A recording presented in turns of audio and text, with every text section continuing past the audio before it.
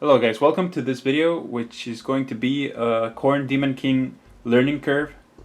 It's going to be an army overview about the different army choices that you can take on your army, and I'm going to talk from my experience what each army slot is about that I have fielded. This is all that I know, so that I can help you and myself understand a little bit better what the Khorne Daemonkin codex is about. So this series is going to be helpful for those who want to start on the hobby and don't know where to start. I'm going to start with the Chaos Lord of Khorne. So who is this guy? A Khorne Lord is a champion of chaos, which has seen a lot of battles and is ruthless on the battlefield. He is above all of his Chaos Space Marine brethren. He is very skilled in close combat, and he is hard to take down. As a disclaimer, I want to tell you that the outcome that you get on these videos will vary depending on your opponent, your loadout that you choose, and the luck of the die, and of course your tactical decisions that you make on a battle. So in the game, this guy is a Swiss Army knife, and he can take a bunch of different loadouts and be whatever you want him to be. Whatever role you want him to fill on your army, you can give it to him. And as a warlord, he can go anything within a very cheap, good close combat unit that only supports your army to be a killing machine. His stats, weapon skill 6, is pretty good. You will most of the time hit on 3s, and he has a ballistic skill of 5, which means he hits on 2s when he's firing. And he has strength 4, toughness 4, which is pretty average for a Space Marine. 3 wounds, initiative 5, attacks 3 of them, leadership 10, and a save of 3+. When he comes with a regular power armor, which is this guy on the side here. The standard wargear with which he comes is a power armor, a bolt pistol, a close combat weapon, frag grenades, and crack grenade, which is pretty standard for Space Marine. As special rules, he has Blood for the Blood God. He is fearless, which is pretty good. He's an independent character. He has the Mark of Khorne, and he has skulls for the Skull Throne. Now, talking about the Lord by itself, it's a little bit difficult in terms of other units. This will be a longer video because I have to explain each loadout for this Chaos Lord, and I only have these 3 loadouts that I've used on the battle. And of course, this is the normal Lord. This is a Lord on Terminator armor, and this is the Juggernaut Lord. But before I go into that, I must talk to you about some wargear that you could give to this character. So being a Lord means that you can take any melee weapon from the Khorne Daemonkin codex that is allowed for the Lord.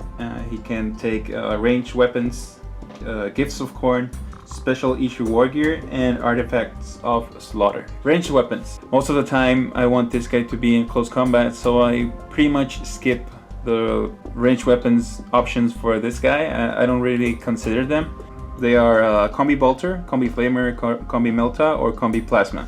I think it's a pretty decent choice if you're running him in a unit that has some shooting. Combi Flamer could be very good against hordes, or if you want to really secure blowing up a vehicle or wrecking a vehicle, you can get that 3rd shot from the Lord.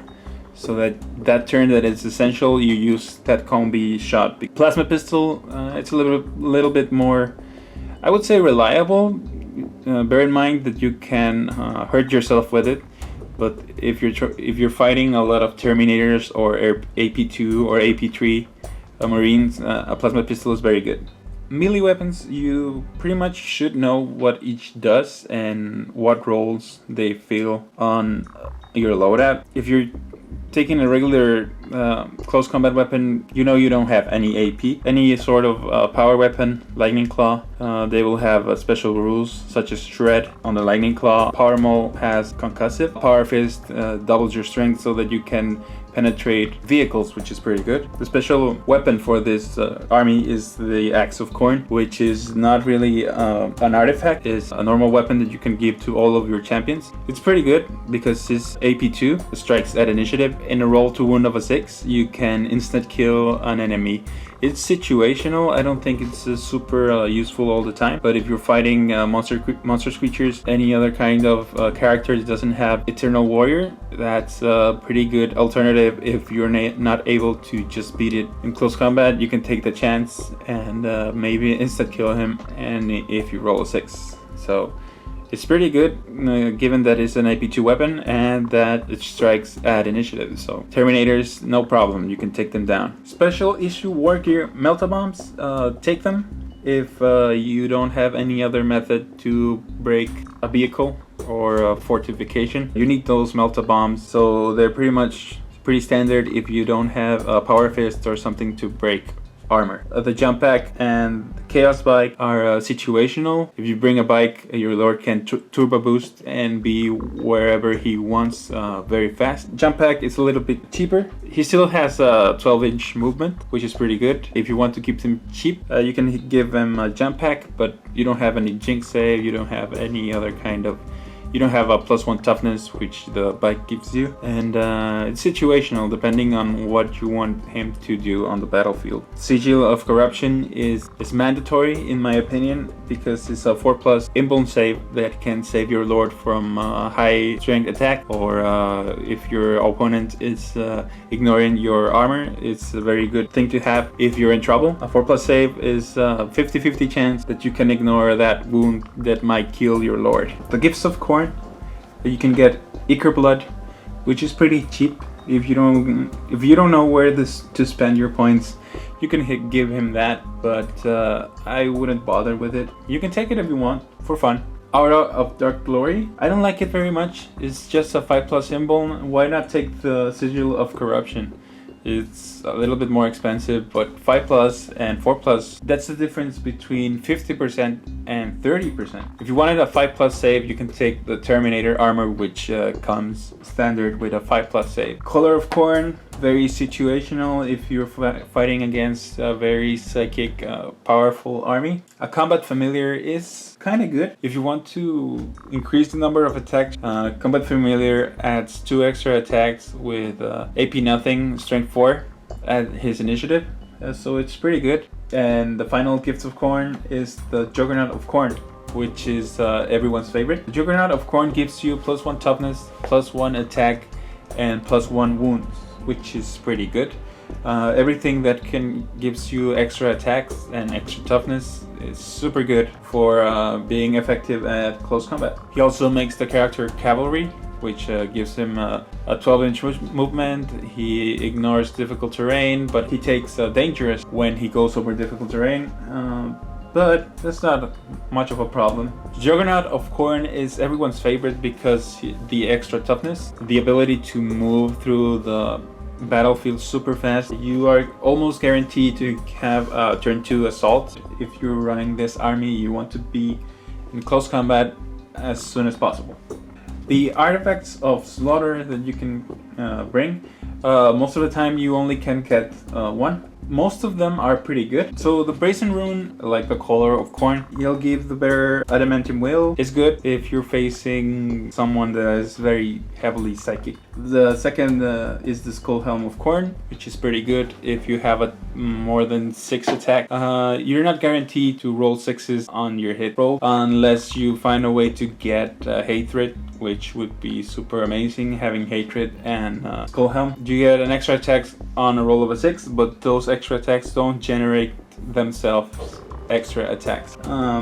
It's very cheap to bring the skull helm, and it's very good if you're bringing a lord without any other artifact. The Bloodforged armor, I think this one was designed for the Demon Prince more than for the lord. It's only good for the lord if you know that your enemy has very strong high AP weapons. You could bring a Gore Drinker, which is an axe that gets better the more you kill stuff, and it gives you instant kill at the end. That's a good choice if you're interested on killing anything. Blade of Endless Bloodshed. This is very good, but it's only AP 3. This weapon, each time you make an unsafe wound, you get a blood type point.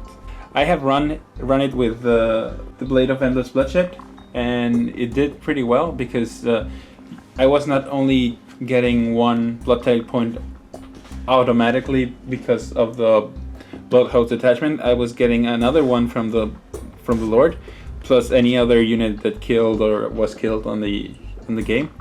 I was stacking up blood type points pretty quick, so it's good for that. For Terminators, you can bring a Power Fist, but you won't get the extra attack because it's not a specialist weapon. It's good if you bring it, but don't rely on your Lord to kill everything if you do. Make him kill weaker units so that he ensures those blood type points for the game. Finally, I'm gonna talk about the Core Lath, the Axe of Ruin. It has the Decapitating Blow, which is the same as the Axe of Khorne. And if the model is killed, you summon a Bloodthirster. So that's pretty outrageous to just say like, oh, he's dead, so you bring a Bloodthirster. As far as I understand, the Bloodthirster you summon is not summoned at full strength, and he loses wounds. But still, bringing Bloodthirster after your Chaos Lord died is pretty good. People would use the Lord as a suicide unit, send him alone in a bike or a jump pack, get killed, and bring the Bloodthirster early on the game. And this weapon is not something to be ignored. It's a pretty good weapon. It's pretty much an Axe of Khorne. So now that I went through all of the things that you could give the Lord, you can just think for yourselves and come up with different builds that I'm not aware of, and you can leave them on the comments below to let me know if you know of some. But I'm gonna talk about the ways that I field it and which one I like. The Lord, being fearless, using him as a cheap bare bones Lord with just a close combat weapon and the pistol is pretty good if you want to make another unit fearless. If you want big blob of Chaos Space Marines or even cultists, if you want to make an entire unit fearless and have a good close combat character in it, he's the way to go. So here's the Lord. You can also give him a Land Raider, put him with some Berserkers. You can do whatever you want. The Chaos Lord on Terminator armor, which is this one here. If you're foot slogging a unit for any reason, I wouldn't advise foot slogging unless you know that the army you're facing is someone that wants to be in close combat with you, such as orcs, maybe any other close combat army that you know is going to charge you and expect to die on the close combat. You can, instead of investing the points on making fast units, you can make units that are more resilient. And if you want a 2+ save on your Lord, go for the Terminator armor. Having the Terminator armor can also mean that he can deep strike with other Terminators. You can bring him in a unit of Terminators with Combi Meltas, everyone with Combi Meltas, and you can just deep strike and make serious damage, assuming you don't mishap. There's always a chance of that, but no guts, no glory, right? And the last one is the Juggernaut Lord, which is I'm very fond of. It's pretty awesome. I feel that most of my games lately, and I like it very much. I attach it to a unit of Spawn because I don't have any Flesh Hounds yet. I got some on the mail and I have to assemble them and paint them. The Lord on Juggernaut is very killy, and depending on the wargear, he can be good against certain units. I've been playing a bunch of orcs lately. I like to use him with a Power Fist and a Lightning Claw against orcs, because orcs don't usually have a 2+ save. If you're playing a Horde army, you want to re-roll those failed to wound rolls so that you kill a little bit more and you can give him a combat familiar for those extra attacks. And if you make the charge with him, you make it into base contact, you get the Hammer of Rat attack from the Juggernaut, which is 1. You get 7 attacks on the charge because of rage, plus 2 more when you from your combat familiar. That's a total of 10 attacks, if I'm not mistaken. And that's pretty good. 3 of those attacks won't have AP value, but still 10 attacks. Come on, just take them. If you're fighting something more specialized, bring the Axe of Khorne and the Power Fist. I'm using Lightning Claw and Axe of Khorne because they are specialist weapons. And if you don't know, specialist weapons means that you don't get extra attacks from other weapons unless they are specialist as well. So both the Power Fist, the Axe of Khorne, the Lightning Claw are specialist weapons. 10 attacks. The Skull Helm would have on average 1 or 2 rolls of a 6, which would give you another attack. So if you're not bringing any relics, I would bring this guy with those 10 attacks that I talked about. If you make the charge, if he gets into base contact, and you have the Skull Helm, the Lightning Claw if you're facing a Horde army, Axe of Khorne if you're facing Marines or something a little bit tougher with more armor, and the Power Fist, that's pretty good. You can bring 3 to 5 spawns. Don't bring less than 3. 5 is a little bit overkill. Depends on your opponent. If he has a ton of shooting, bring all 5.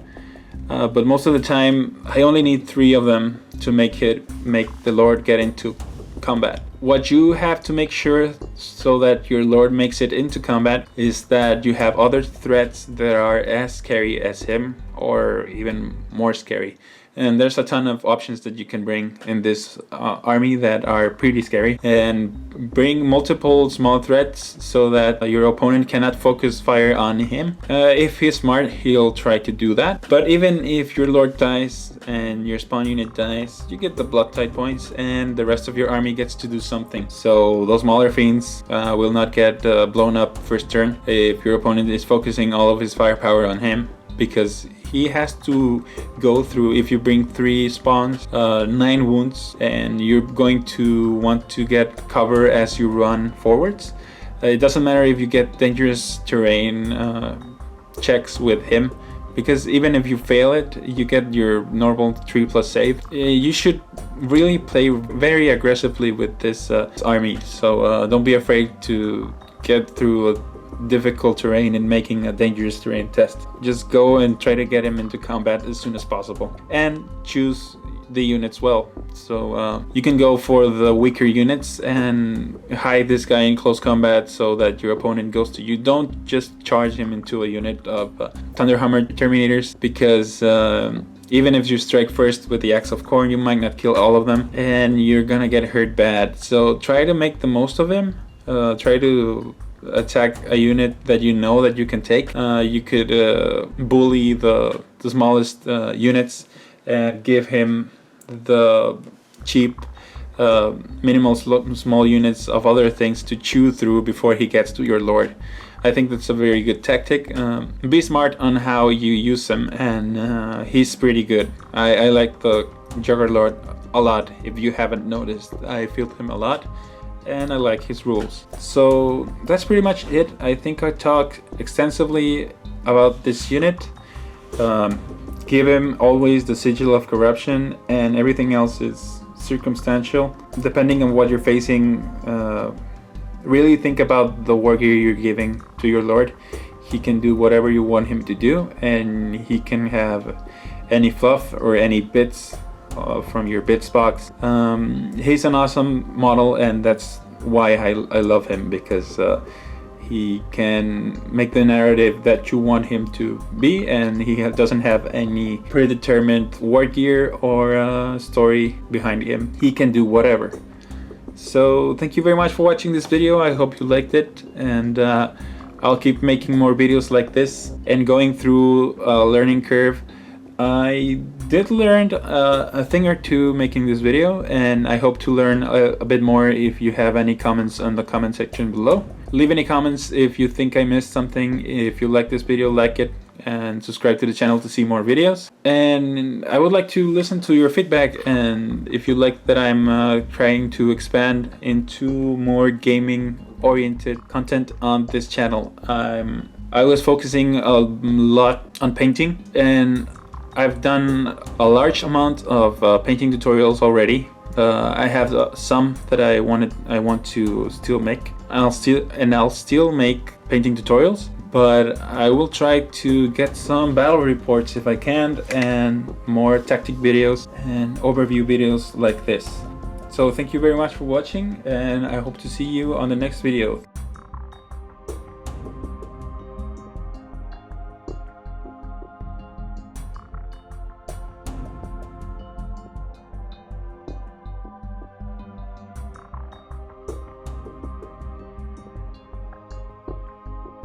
You stayed.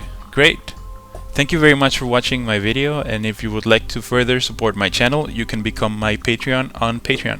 You can pledge as little as $1 a month, and you are helping me create more and better content. If you can't, that's fine, because you're helping my channel a lot just for watching and sharing, but you can read all of the details if you follow the link in the description below. I hope you can spare $1 to make this hobby of mine a job for which I can get paid. Thanks for watching, and I hope to see you on the next video.